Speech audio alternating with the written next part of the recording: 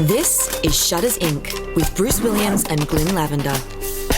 Hi and welcome to episode 545 of Shutters Inc. We are finally back from the dead. This is Bruce Williams from shuttersincpodcast.com, and the man on the other end of the line being very quiet at the moment.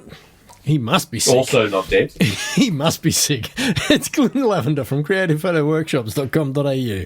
How are you, Mr. Lavender? Yeah, no, never bigger, brighter or better. Excellent. Good to hear. Good to hear. You're over the Rona? No, mostly. Yeah, it's just sort of coughing and stuffing a bit and stuff, but yeah, still feeling like a crap in the mornings and the evenings and stuff like that. And right. Yeah, it's really been affecting my daytime naps too, because you kind of course. You're blocked up and stuff, so it keeps waking you up. It's very disappointing. Yeah. Very disappointing. Well, that's not good. Not good. And how's things in your end of the world? Yeah, pretty good. Pretty good. Frustratingly, though, the ABC looks like they're just going to roll over 6-month contract. Not happy because, it's frustrating because it means I can't really move house, which means I'm locked into 4 hours of commuting every day, which is kind of frustrating, but at least I'm employed. So. Bites. But other than that, things are good. Since we spoke last, I did my photo shoots with Miss Raina Hazel. That was good. Oh, yeah. Did the V8 supercars at Newcastle. That was fun. Yeah. Bits and pieces going on. So tell us about your shoot.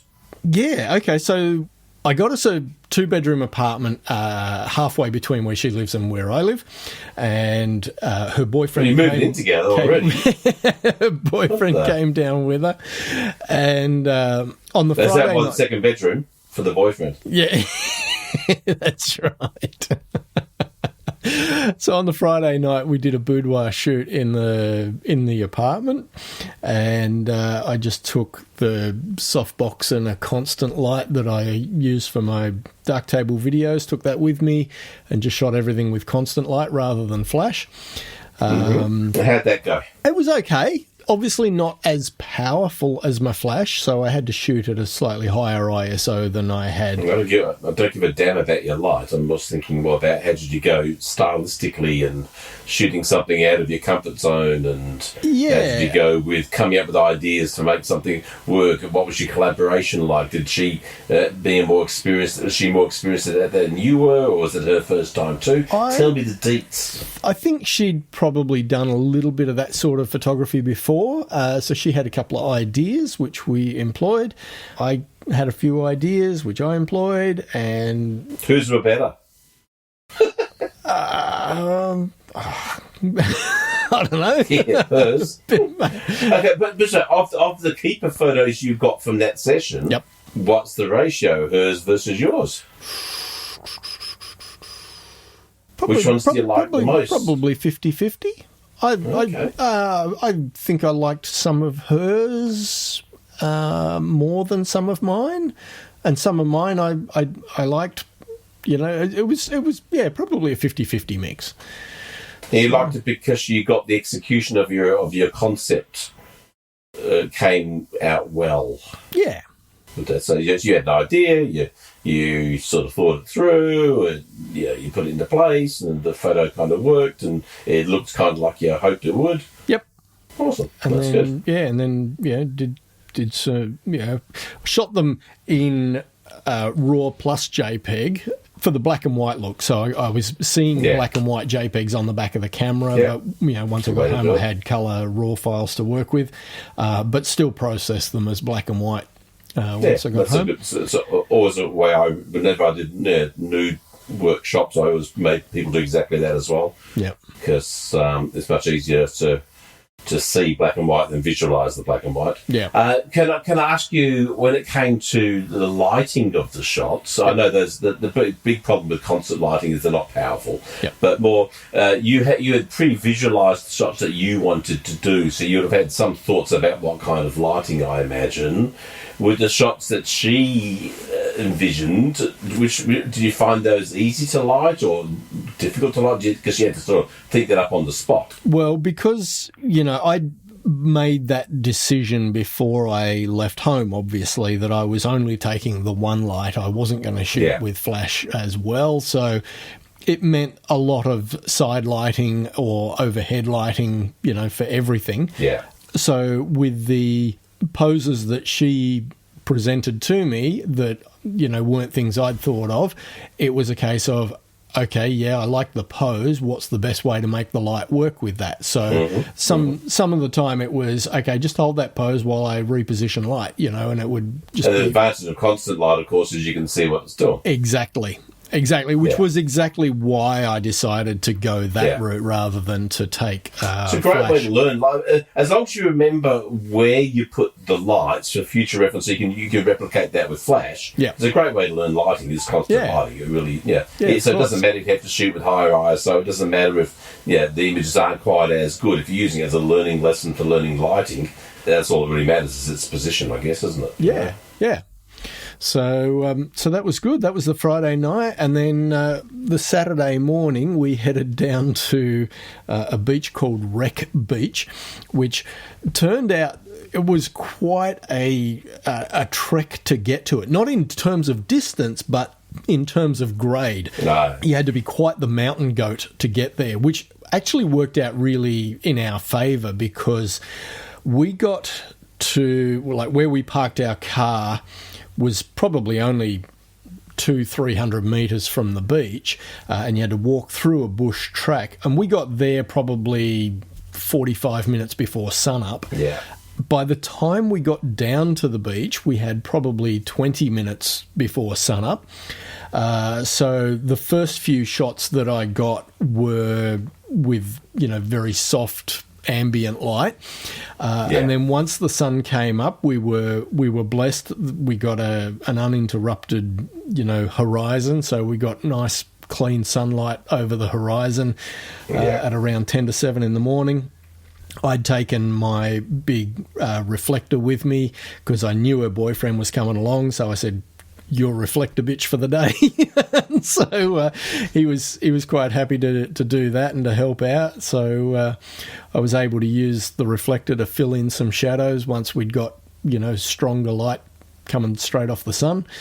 And overall, I was really happy with the way the fine art nude stuff on the beach came out. I was really happy with it. So what were your struggles? What was hard? What didn't work the way you thought it would work? What didn't look good the way you thought it would look good? Probably the suggestions you made to shoot with the wide-angle lens after I'd done the 70 to 200 stuff. That was probably the stuff I struggled with the most, just getting... As you know, the wide-angle lens will distort, human features, so it was trying to work those kinds of angles and try and, not make her look like a clown, with oversized feet or oversized hands and things like that. So that was probably the trickiest part of it.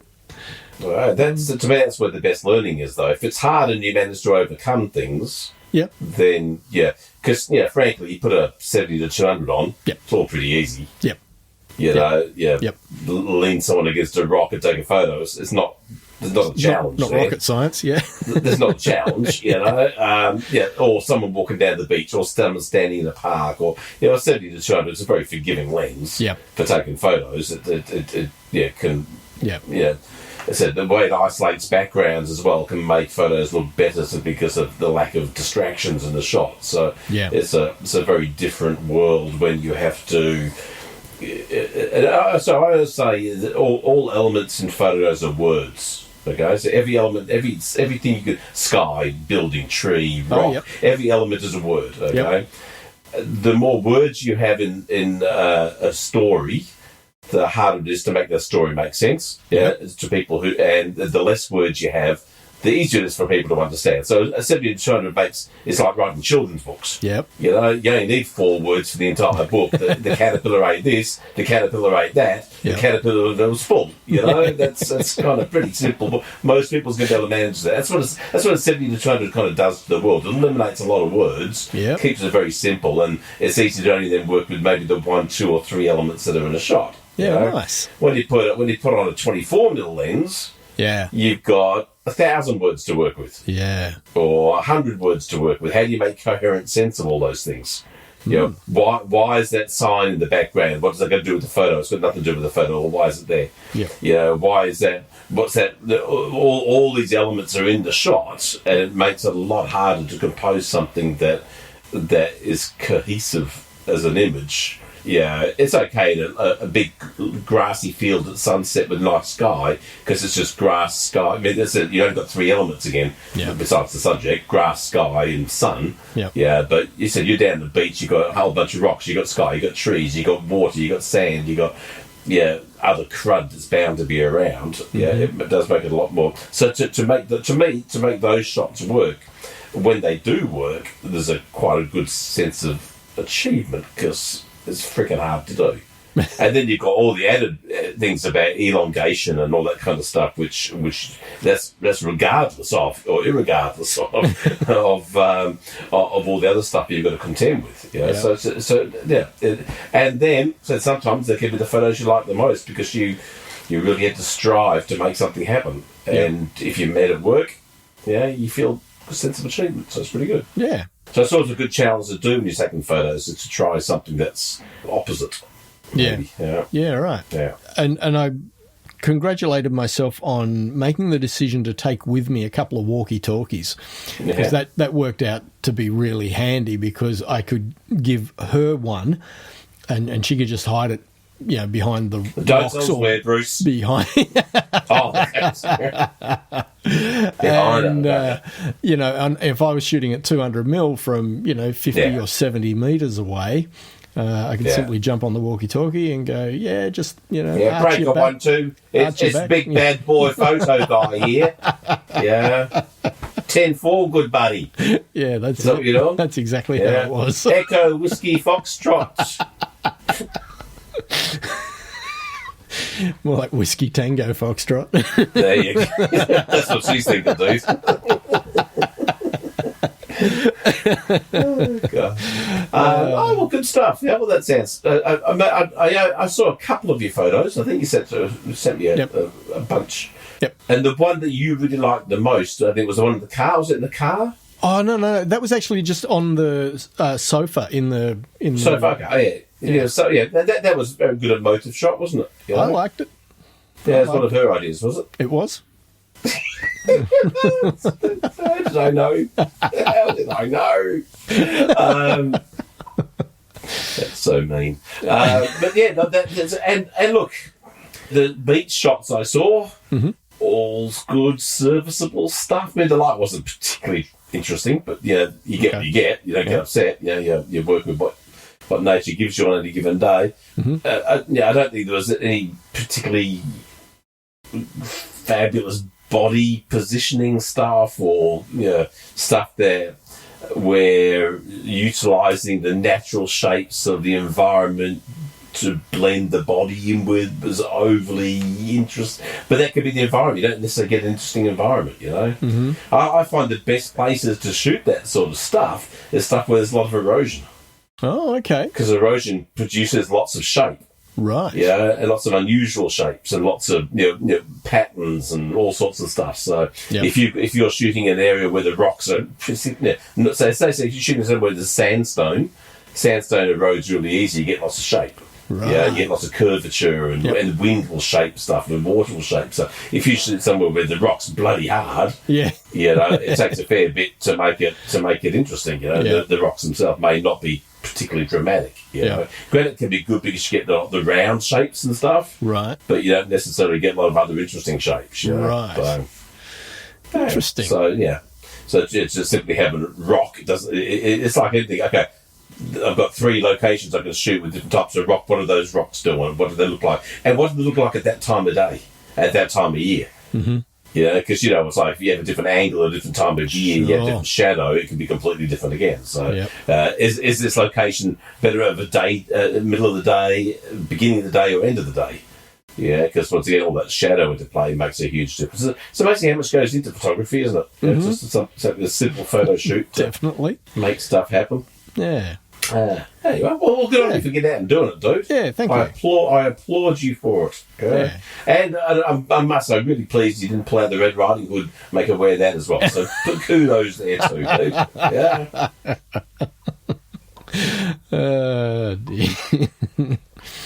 Dear. So that's my last month.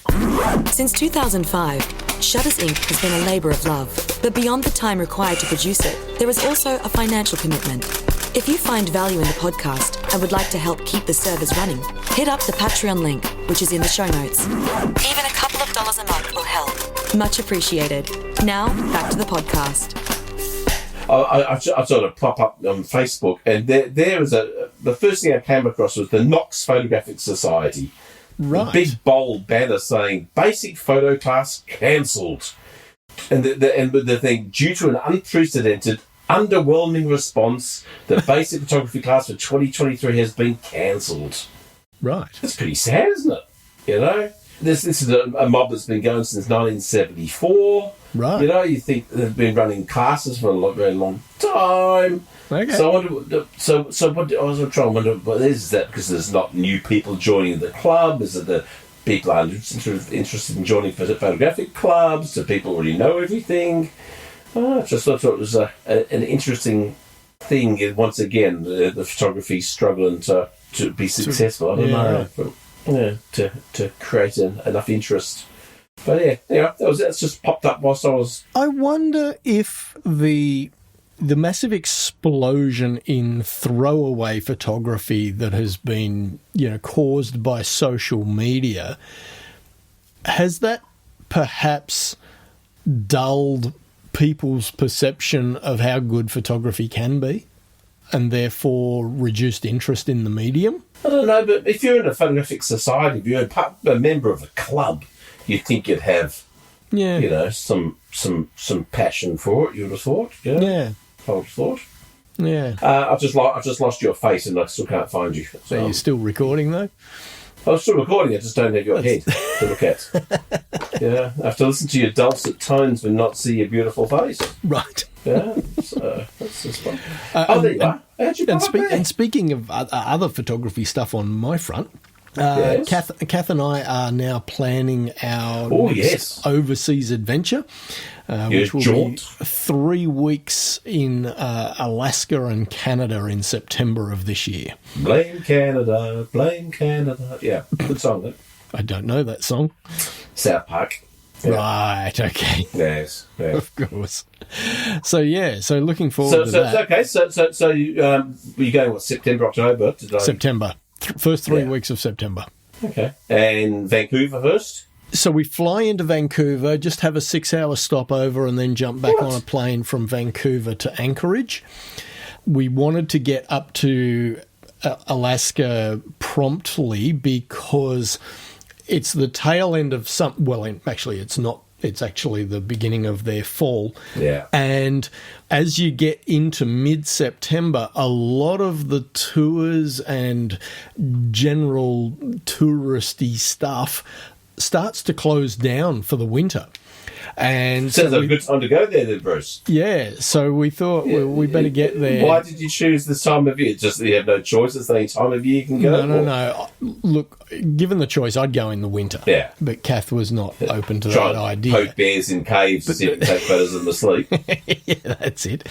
But in terms of the Northern Lights, your peak periods are actually around the equinoxes. So March and September are sort of the peak periods for auroral activity. Depends where in the 11-year cycle of the sun you're at, though, Bruce. There's that too. Kind of wishing I was there last weekend. Oh, I know, pretty amazing, wasn't it? March 23rd. Woo-hoo. Just amazing.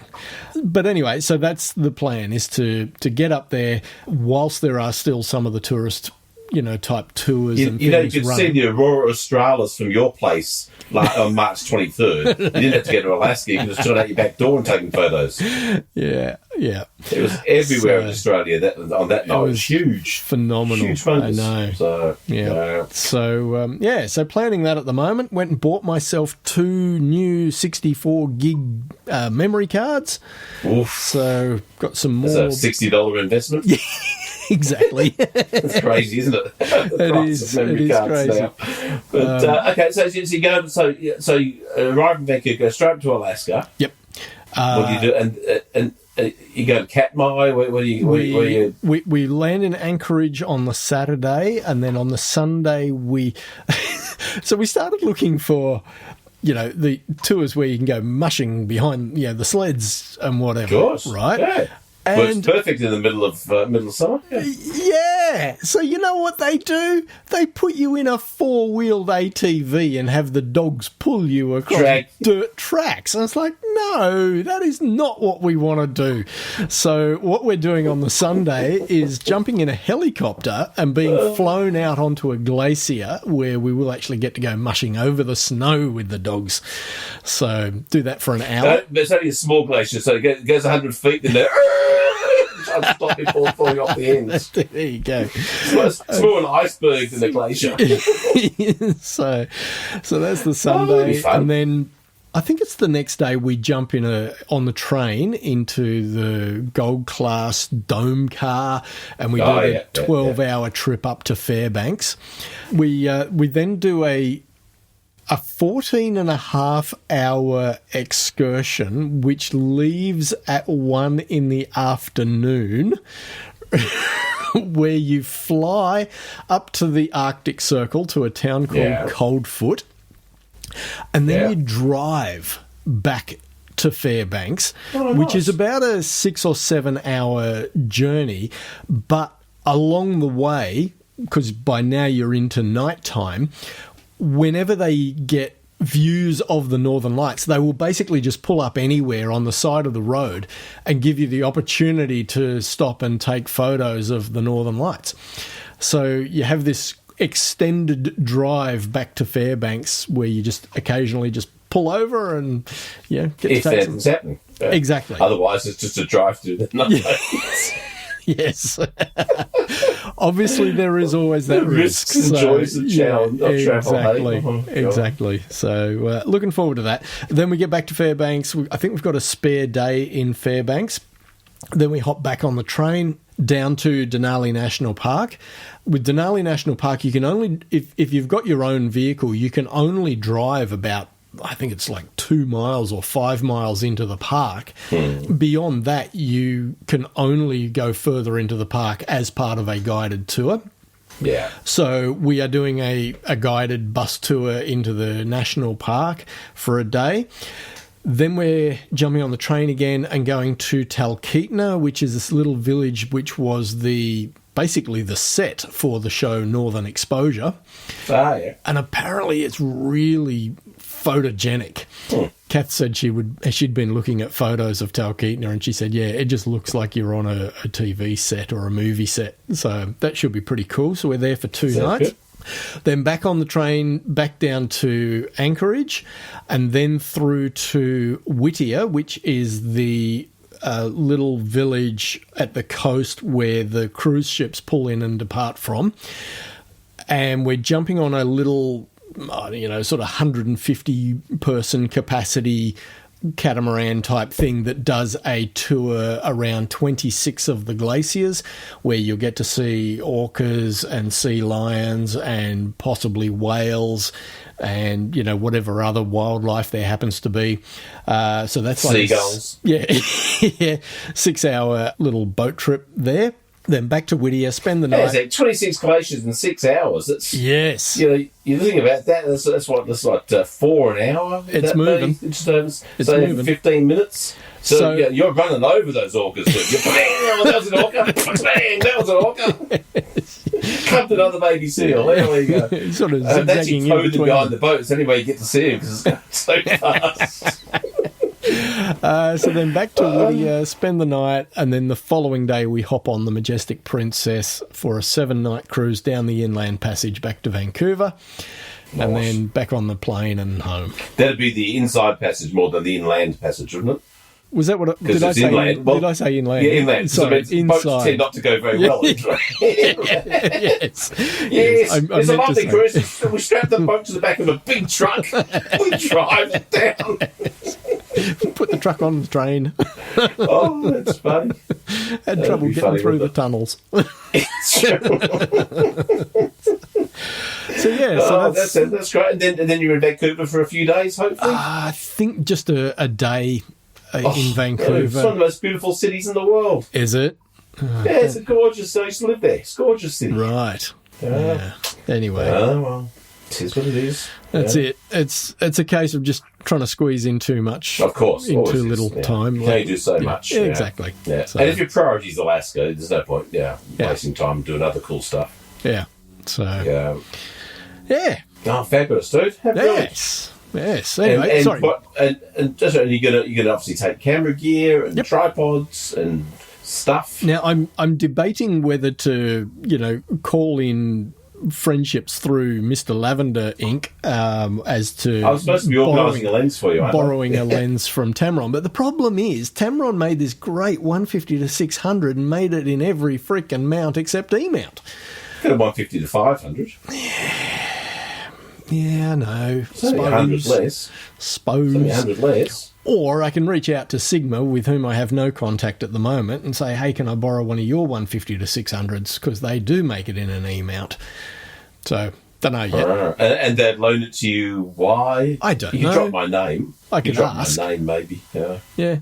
I could maybe connect you with the guy, but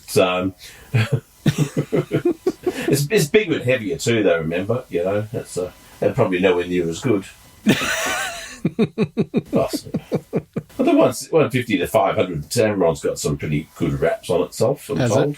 Okay. I'm told. I've never used it. But, I'll have a look at the specs and see what the weight difference is, because that will come into play. I didn't hear you say. Did you say float plane? No. No, you're not doing. I do helicopter. Helicopter will have weight restrictions, so you'll have some issues there. But it's only a day trip, so you just. But it's only your two of us plus the pilot. Yeah, how big's the pilot? I don't know. He could be 350 pounds. I don't know him that well yet. He could be 350 pounds, and he lives you 14 pounds. Okay, you guys can come on, but you're going to restrict your clothing. You can't wear a hat. Take batteries out of any devices. Just float planes that balance and weight restrictions, all that sort of stuff. If you get a chance to get in the float plane, you should try and squeeze that in. They're a hell of a lot of fun, right? And a very different experience. Yeah. Okay. You could do that actually in your one day in Vancouver. Yeah. You could do extend the harbour in the harbour there in downtown Vancouver. That's where the float planes take off from, and they can fly up around Banff. Banff, up around Whistler Blackcomb, up around the snow resorts, and just do a nice little 1 hour circle flight, and you'll get a pretty cool experience. Some incredible mountains. Yeah, right. Yeah, and beautiful scene. You've got the islands there, and you'll see a whole different perspective of stuff. So that could be a little something if you're looking for something to do on the day that adds visually. Have a look at a little float and a great experience to take off from the harbour there in the float plane and come back in and land on it. So, and that's kind of an Alaska, Canada kind of experience, the float plane. So sure, worth having a think about. Anyway, okay, yeah, all right. So I haven't done with. Back to your list. What have you got? So I'm doing a talk this Thursday. Too late for anyone who wants to join in now for Hunt's Photo in Massachusetts. Okay. On travel photography, and the talk will be available to purchase and download on their website going forward if anyone is interested in that. I've got approached by Tamron Japan again this week for another secret project, so that's kind of fun. It's something I don't know what it is yet, what the lens is, but I'll be shooting for a new lens in the upcoming weeks. I might even be coming up to Sydney actually for it. So if I do, I'll let you know because I need a couch to crash up. No, I mean. We can catch up and you show me some places today. I need to be mostly shooting city stuff. cityscape, city environments, and I figured I might shoot a city that people might actually recognise, because when you photograph Melbourne, it's not as recognisable to but the lanes are noticeable and identifiable as Melbourne. Yeah, but the problem is you can't shoot graffiti. Yeah. For the images, so you can't shoot major corporation signage. Yeah. So it's pretty hard stuff to shoot a city without signage, people's faces, and graffiti. That kind of rules out Melbourne completely, So that's but at least the Opera House, you do the Opera House, you do Luna Park, you do the little manly bathing thing. You've got 3 shots pretty much in the bag straight away. If you get some decent lights, I'll let you know about that. That might be in the next 4 to 6 weeks. There's a bridge that's not too bad to shoot as well. Apparently not too unpopular. That's reasonably recognisable. So so I might be popping up for a couple of days to do that. Sounds awesome. Good. Yeah. Anyway, DPreview or DPreview, as some people like to call it. It's the end of the world as they know it. Yeah. So what happened? I haven't actually read up on the story. I saw it. Basically, it's just Amazon cost cutting. Oh, are they owned by Amazon? Yeah, Amazon bought them in 2007.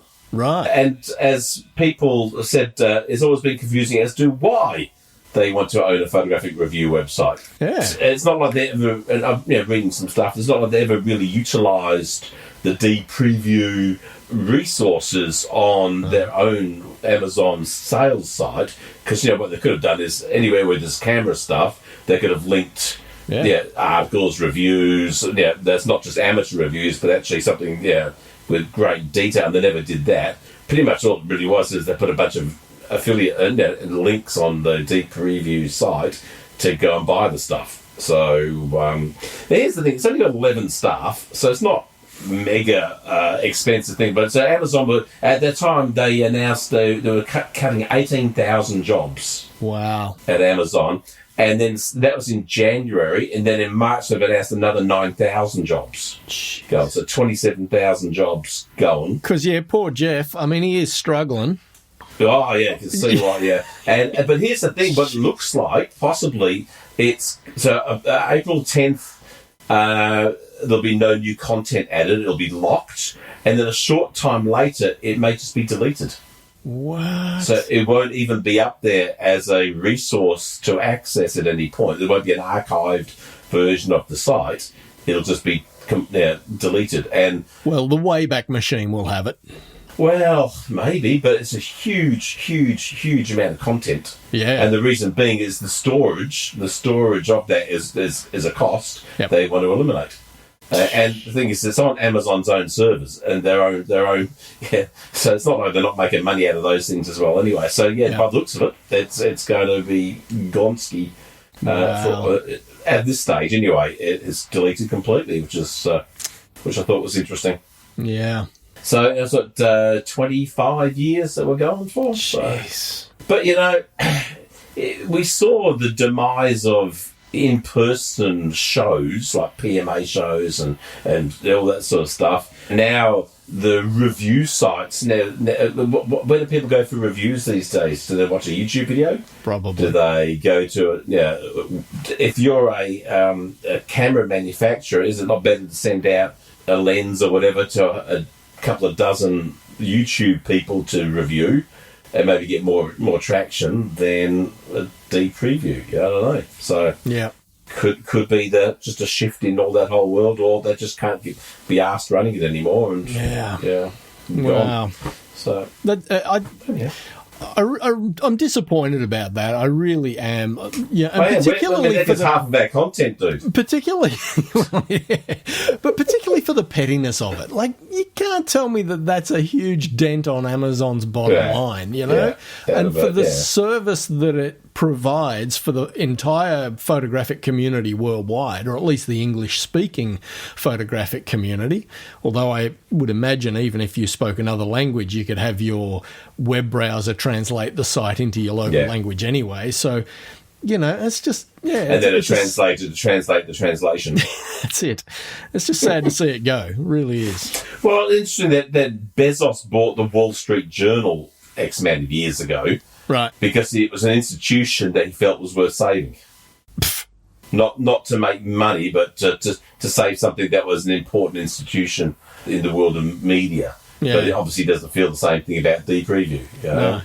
Yeah, interesting. Yeah. It's gone skew. So Peter Pixel, old Peter, Yep. he's going to... he doesn't do much in the way of reviews, Peter, so maybe Peter's going to step up and start doing more reviews and take over some of that some of that niche market. Who knows? Who But knows? if there's no money in it for Amazon, why would there be money in it for them? Don't know. Anyway, Well, I maybe- did see... Now, I'm going to get on to interesting stuff now, because that's it.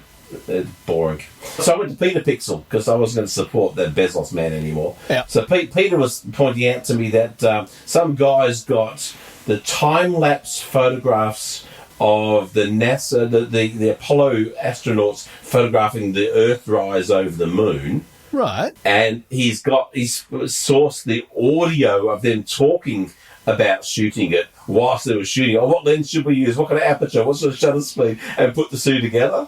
Okay. So you can watch this time lapse of the Earth rising over this iconic photo, and they're talking about, I think we should use the big lens. What do you reckon, about 250, 5.6 or f11? So it's kind of I don't know, it's nerdy funny, you know, to hear. It's so any photography jaw to go out with a few people and shoot something new. It's the same conversation you hear anyway, you know. So I thought that was kind of funny. Nice. Now, And the one it's thing I did less than see- 2 minutes in length, people, so go and have a Exactly. listen. So even I can listen to that. I watched half of it, Bruce. Right.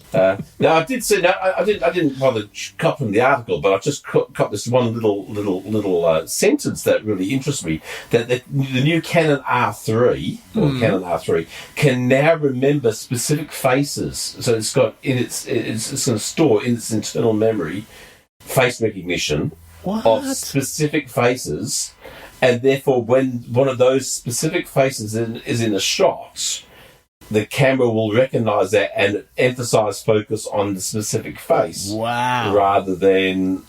it'll be preferentially detected and tracked, basically. Wow. Very specific face. So that's pretty interesting, isn't it? Yeah, we can see where that kind of heading, you know. Imagine sports photography. You need to track just Usain Bolt. He's your man. And your camera's, out of the 5 or 6 people running alongside him, it's only staying focused on his face, not just any old face or any old zones. Yep.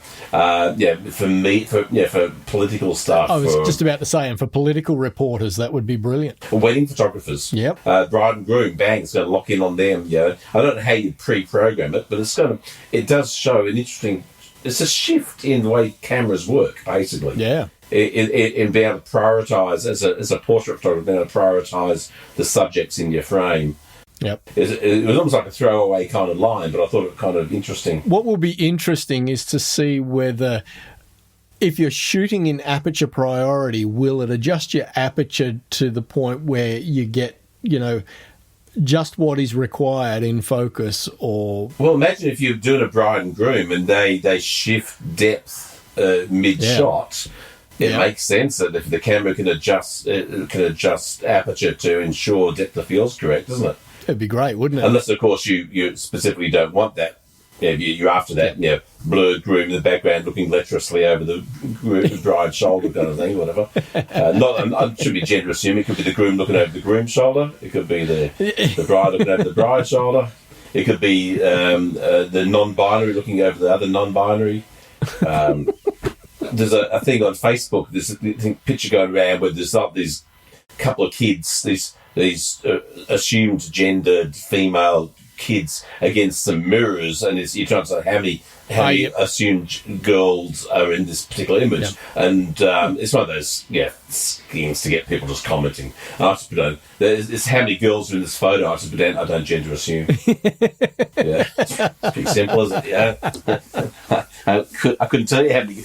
Even though you told me exactly how many people were in the shot, I couldn't tell you how many of them were female, even if they look female. Yeah, I'm not going to gender assume, dude. What else did I come? Levi's, the jeans people, started using AI-generated models to increase diversity. Right. Now, as soon as I saw the headline, I thought, well, just shoot more different people. Just take photos of. You don't need AI to have different looking people. Just photograph someone who's not 13 pounds wet, that actually has some meat on the bones or whatever. But then I actually read through the article rather than just became opinionated straight away, and it said can potentially assist us in supplementing models and publishing images of our products on a range of body types more quickly, and that was that was the salient point there, more quickly. So if they need to adjust, and cheaper, I would imagine. I would imagine definitely cheaper, but it says a range of body more quick while we coordinate photo shoots with live models and finalise website assets. So it allows them to get an image up and being used whilst they coordinate physical assets. Right. So that I thought was kind of interesting. Just because when we talk about how does AI start to impact photography and the working commercial photographers and so on. And then I came across this thing this modelling agent, AI modelling agency's opened its doors. So no camera, no photographer, AI modelling agency opens its virtual doors, and it says it shows these photographs. Neither of these people exist, and you can hire them on such and such to wear whatever you want, and it's quite amazing. But of course the comments are on were interesting. That somebody posted up there. The majority of the examples shown on Deep Agency, which is the name of the name of the agency, the hands and teeth of the AI models are hidden, and apparently it's because that's the things that AI has the most trouble with. And someone commented, well, from now on, if I don't see hands or teeth in a photo, I'll assume the person in said photo doesn't exist, which I thought was kind of interesting too. Wow. And then, just following from that, I came across this organisation called headshotpro.com. Right. And basically, you just got to have some iPhone snapshots of yourself, and they recommend a couple of head and shoulders, a couple of profile, a couple of full body ones. Don't have to be anything any good. And you upload them, and they will give you professional headshots all done in AI. They'll AI generate you with multiple backgrounds, multiple clothing, multiple lighting, for $29 for 120 shots. What? In 2 hours. They'll give you 3 unique locations, 120 headshots. 2-hour turnaround, indistinguishable from real photos. That is crazy. Bang. Yeah. Headshot Pro. I'm really starting to understand why one of the podcasts I listen to is This Week in Tech. And I'm really starting to appreciate why I keep hearing them talk about a universal basic income, which is what they are saying we are going to need something which guarantees everybody at least some minimum standard of being able to survive, because so many jobs are going to disappear. And what do people do when the one thing you spent your whole life learning to do is suddenly, the market completely disappears because it's all replaced by AI? So shoveling coal into a coal furnace on a train. What did they do? The knitting needle person, the person who made thimbles. I don't know. Yeah, but we've been through this before, though, haven't we? Maybe not on the same scale. The guy who went round and tapped on your window before there were alarm clocks. Maybe. But the Industrial Revolution created all the same issues, but maybe not on the same scale. Maybe, I don't know, but this is interesting. Wow, that is scary stuff. Yeah, and $29, bang, and whatever backgrounds you want, because you imagine, I need something for a particular event. Bang, you could put in the logo of the event, and it produces a whole range of images that like you're already at the place, and you can use that for your promotional stuff. For $29, why would you even waste your time doing anything else? So anyway, I found that interesting as well. Wow. Yeah, look at all the stuff I've gone through this week. So that's all I got. That is all I got. Paul Sutton sent me a whole bunch of stuff. Some of it I have disregarded because it was DPreview stuff. He did send me one from F-Stoppers. Is more gear making you less creative? No, don't be stupid. Buy more gear. Buy more.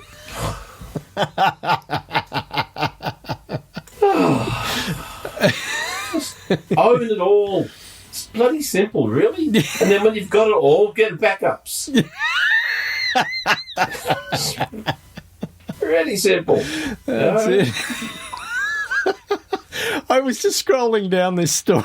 I haven't read the story, but there's an image halfway down of a box. The guy with the umbrella? No, a cardboard box on a road. It's just a cardboard box on a road. The road disappears into the distance. There's a beautiful golden sunset, and written on the cardboard box are the words, foreground interest. I love it.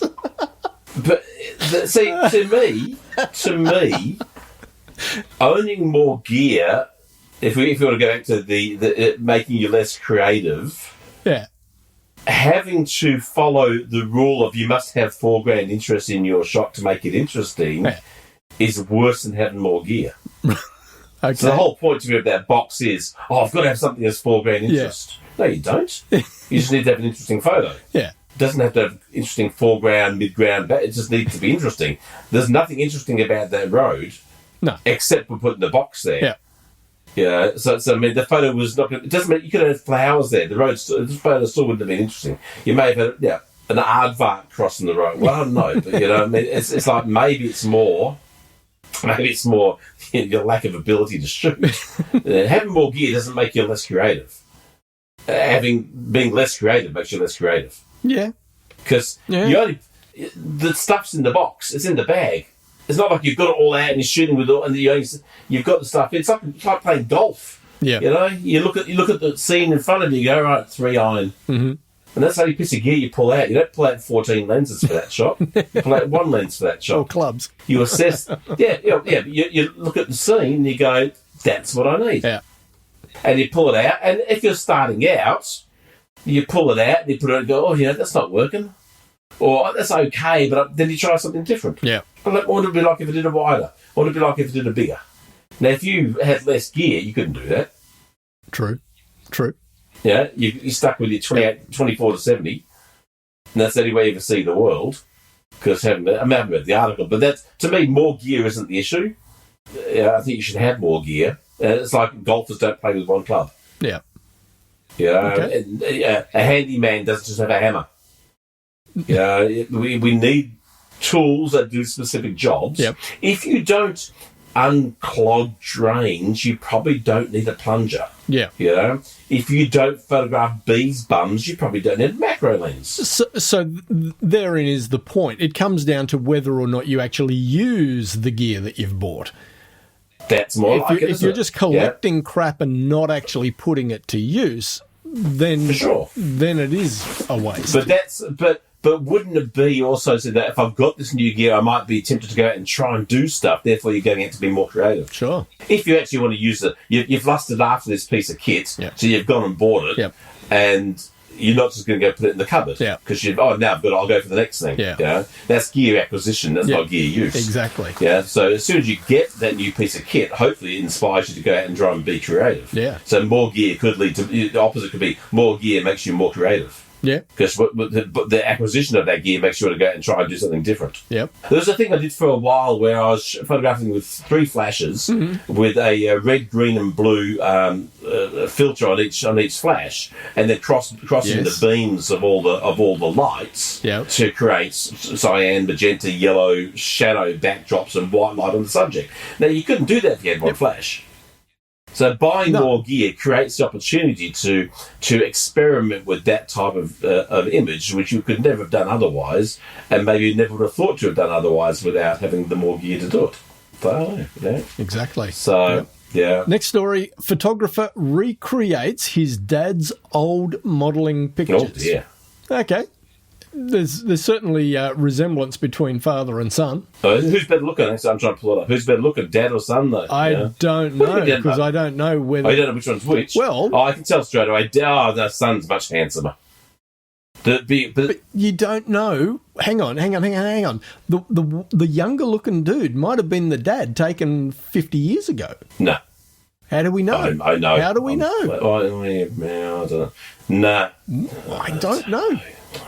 I haven't read the story. I'm just saying it could be either. But the guy on the right looks really old, right? Yes. So well, old as in his 50s. Yeah, but if his dad was modelling in the 80s, I suppose that was 40 years ago, wasn't it? Yeah, maybe if he was at That's right.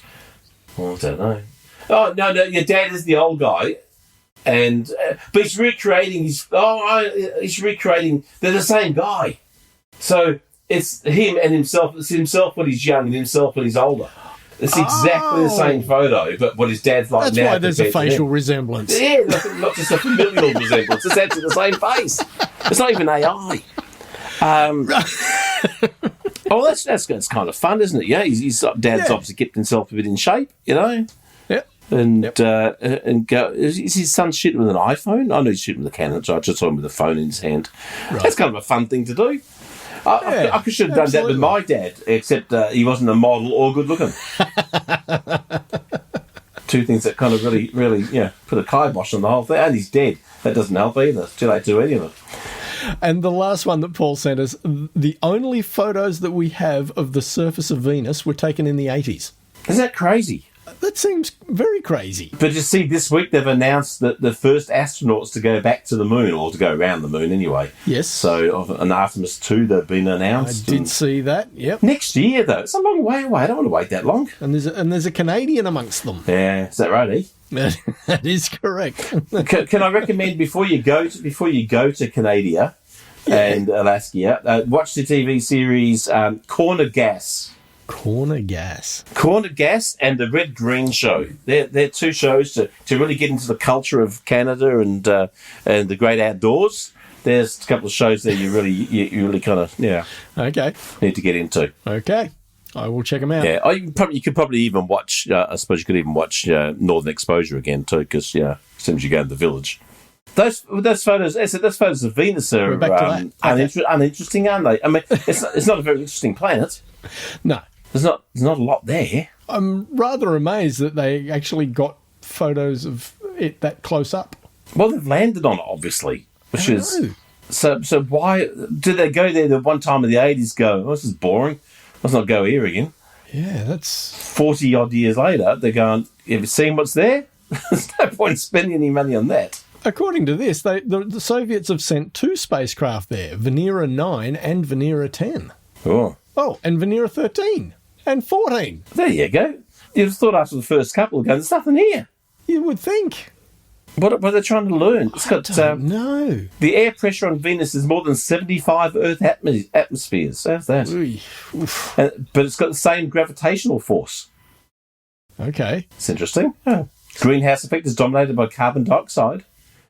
And they've got a similar amount of carbon dioxide in their atmosphere. How's that? But they've got no plants, oceans, or carbonate rock to help contain it.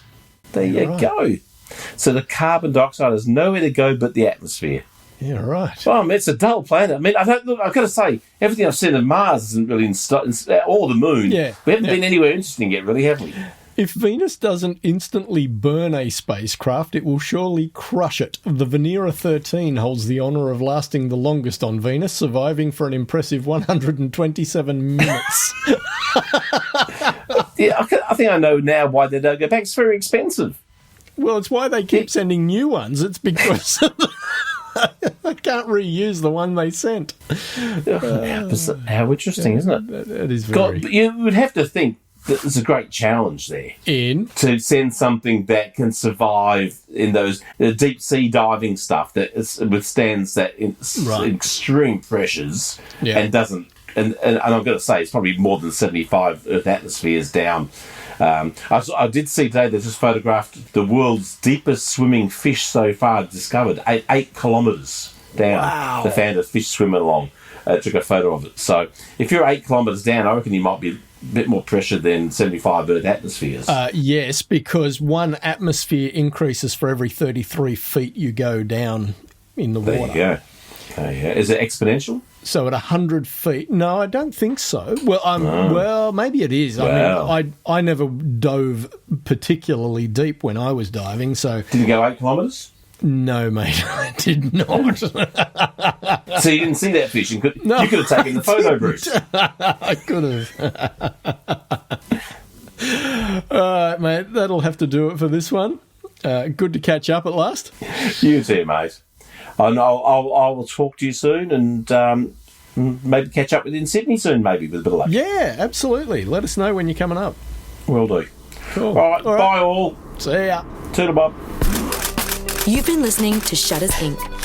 For questions, comments, and feedback, email theboys@shuttersincpodcast.com.